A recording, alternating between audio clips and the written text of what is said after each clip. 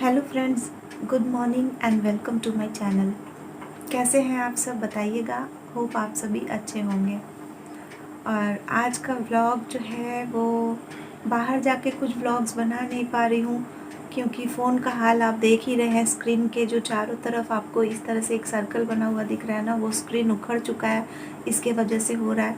तो इस तरह से फ़ोन लेके तो बाहर के व्लॉग्स बनाना थोड़ा मुश्किल है और इसीलिए घर बैठे बैठे बना रही हूँ व्लॉग की। चलिए आपसे कुछ बातें ही कर लूँ। वैसे भी काफ़ी दिन से व्लॉग्स जो है बहुत इरेगुलर हो रहे हैं, समय पे नहीं आते हैं।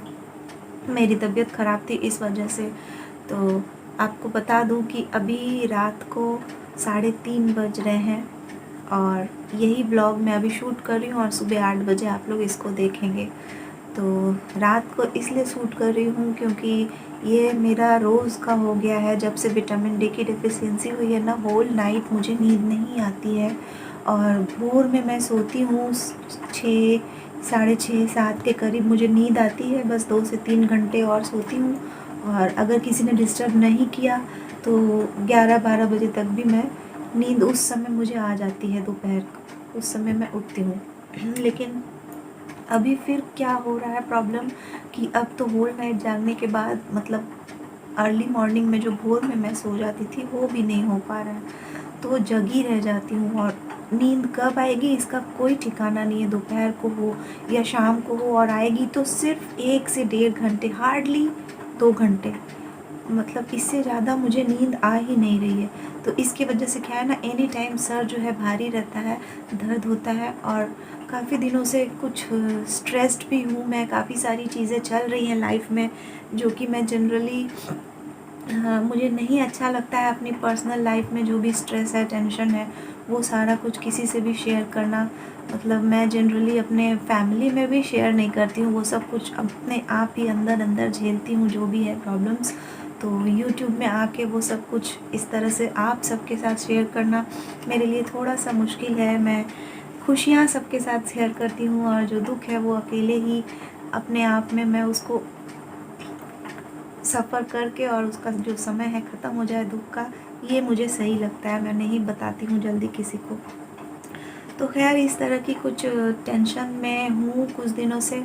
और टेंशन किसकी लाइफ में नहीं है। खैर अभी थोड़ा सा ख़राब समय है, अच्छा समय भी आएगा और इसी वजह से फ़ोन भी नहीं ख़रीद पा रही हूँ। थोड़ी सी पैसे की क्राइसिस हो रही है क्योंकि आप जानते हैं कि काफ़ी समय हो गया, 2 महीने से ज़्यादा हो गया जब से बीमार हुई हूँ।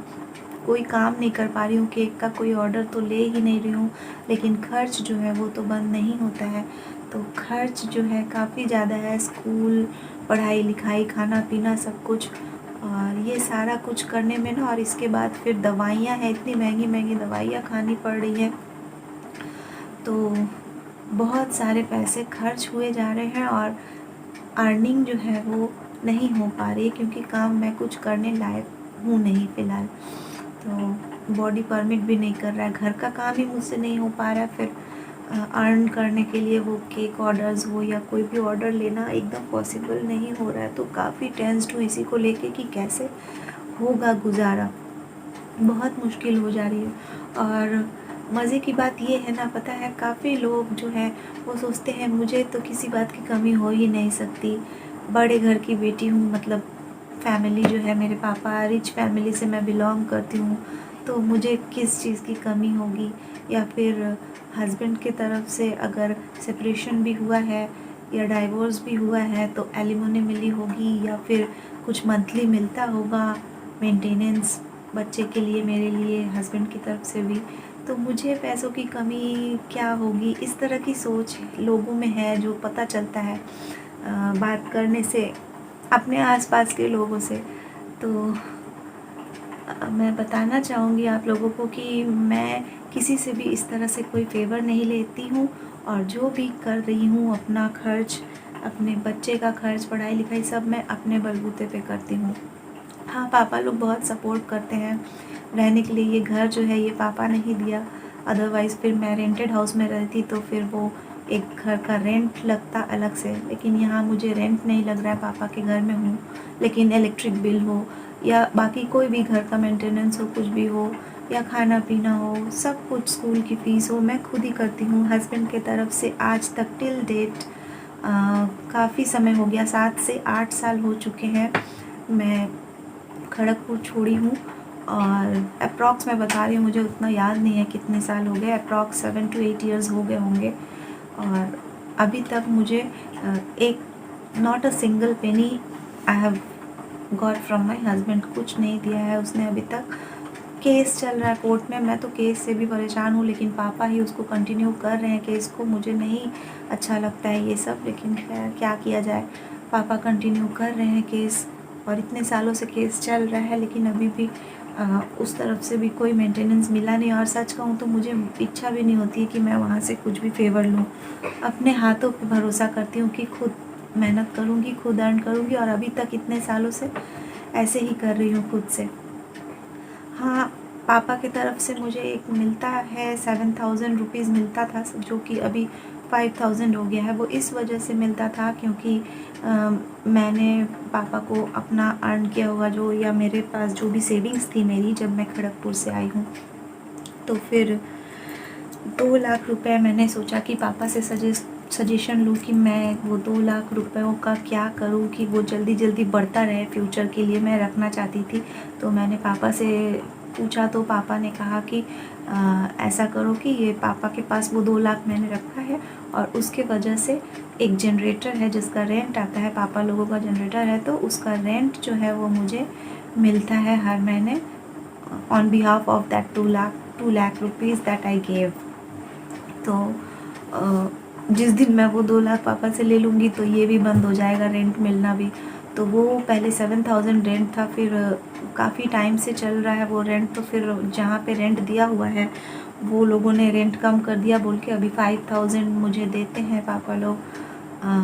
तो वो भी तो परमानेंट नहीं है ना, मतलब अगर मैं किसी कारण से, मुझे कोई इमरजेंसी आई या कुछ मुझे ज़रूरत पड़ी, मैंने अपना 2 लाख ले लिया, तो वो भी तो बंद हो जाएगा।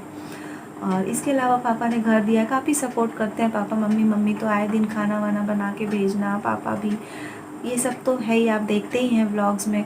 तो सपोर्ट पेरेंट्स की तरफ से काफ़ी सारा है, लेकिन ये जो सारे खर्च है ना घर के, ये तो इतना स्कूल का खर्च है, कारपूल का खर्च है, ट्यूशन मैम जो आती हैं उनका खर्च है, खाना पीना भी है, काफ़ी कुछ है, सबके घर में होता है। इलेक्ट्रिक बिल, अभी गर्मियाँ आ गई, अब तो और ज़्यादा इलेक्ट्रिक बिल आएगी। तो ये सब कुछ खुद ही मैं अपने अर्न किए हुए पैसों से ही कर रही थी। और डे बाय डे ना, जब से कोविड हुआ, लॉकडाउन हुआ, तो फिर मेरा टिफ़िन सर्विस जो है वो बहुत अच्छा चलता था, और वो डेली की अर्निंग थी, रोज़ पैसे आ जाते थे कुछ ना कुछ घर में, तो वो काफ़ी अच्छा चल रहा था। लेकिन कोरोना, जब से ये कोविड का जो लॉकडाउन उसके बाद से जो बंद हुआ है, तो वो टिल डेट अभी तक और हो नहीं पाया।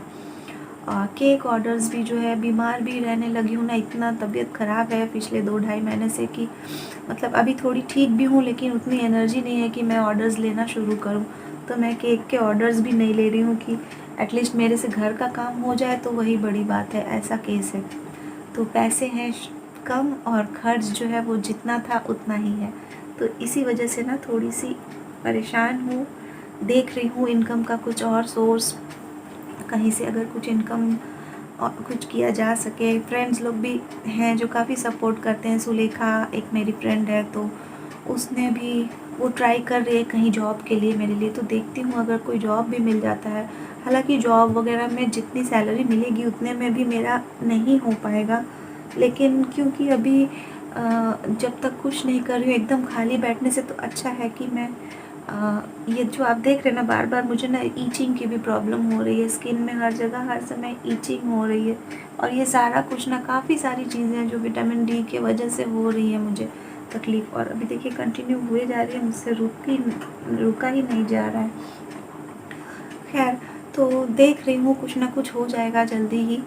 अर्निंग का एक सोर्स तो आना ही चाहिए, वरना कैसे चलेगा गुजारा। और जो लोग भी ये सोचते हैं कि हस्बैंड की तरफ से मुझे मिलता होगा, तो प्लीज़ आप लोग अपने आप ही ख्याली पुलाव मत पकाया कीजिए। हस्बैंड की तरफ से मुझे कुछ भी नहीं मिलता है, और ना ही मैं इंटरेस्टेड हूँ उससे कुछ लेने में। जो अपने बच्चे की ही जिसे परवाह नहीं है, वो मुझे क्या ही देगा, मुझे ज़रूरत ही नहीं। अपने बच्चे को दे देता तो वो भी बहुत था, लेकिन अपने बच्चे के लिए भी वो कुछ नहीं देता, और उल्टी सीधी झूठी सच्ची कहानियाँ कोर्ट में ला ला के सुनाता है। तो खैर ये सब टॉपिक पे बाद में कभी बातें होंगी। फ़िलहाल कुछ ब्लॉग नहीं बन पाया था क्योंकि फ़ोन ख़राब है, स्क्रीन ऐसा लेके तो बाहर जाके क्या ही ब्लॉग बनाऊँ। हालांकि काफ़ी सारी इंटरेस्टिंग चीज़ें हैं जो ब्लॉग में दिखाना चाहती हूँ, लेकिन ट्रैवल करूँगी तो एटलीस्ट एक नया फ़ोन चाहिए। तो नया फ़ोन के लिए भी मैं कोशिश कर रही हूँ, बहुत जल्द ले लूँगी। कोई एक छोटा मोटा सिंपल सा ही फ़ोन लूँगी। सोची तो थी अच्छा फ़ोन लेने का, लेकिन एट दिस मोमेंट हो नहीं पा रहा है।